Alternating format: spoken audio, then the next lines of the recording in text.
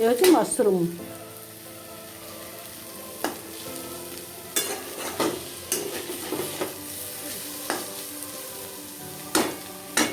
Mushroom को सोरिष और आंबुल देके रांधिले बहुत टेस्ट लगे।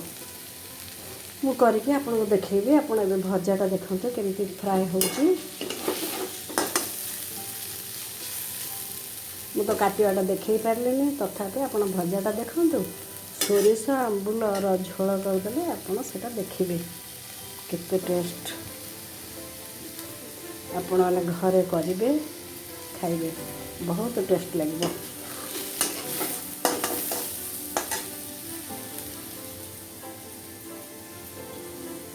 बस आओ बेसी भाजबानी, एति भजा था। बेसी भाजिले तार सार अंश नष्ट हो। देखंतु तेल पकेली,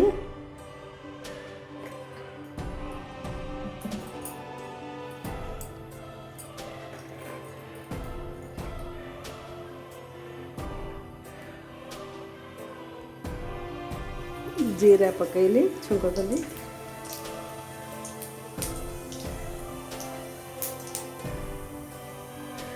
तापरे कटा पियाज पकेली।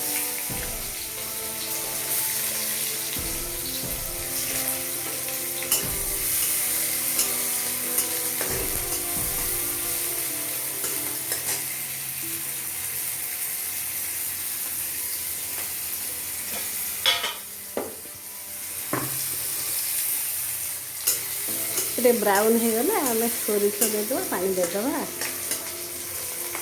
तापर आंबुल पकेवा, छतु पकेवा, हो मशरूम।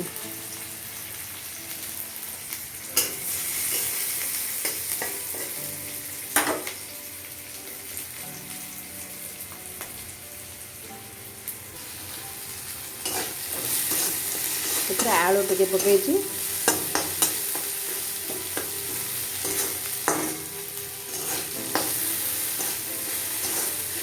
आलू टे भजा हो गला, हम पानी पकईदे।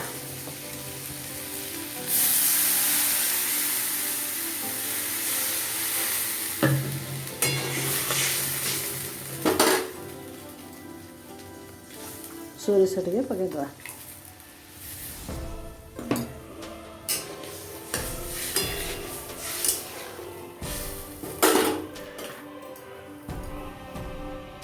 कंचा लंका पड़ला,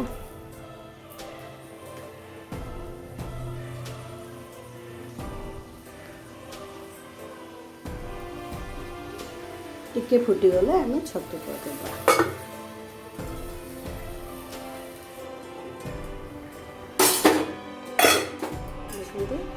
आलू सीझीगला, एबे आमे आंबुल पकईबा, तापरे मशरूम पकईबा।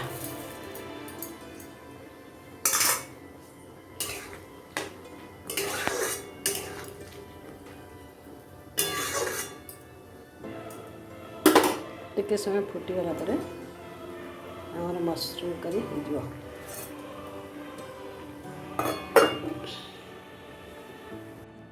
देखंतु छतु तरकारी तो हो गला। मुझे देली खाइबा को, ये आंबुल पड़ी, लंका पड़ी, सोरिष या बहुत टेस्ट लगे।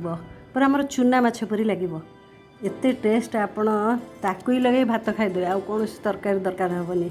एपट तो आमर लाउ तरकारी, ये आमर देसी मुग डाली, देसी मुग से विटामिन ए प्रचुर परिमाण थाए, ताकू खाइले बहुत भल।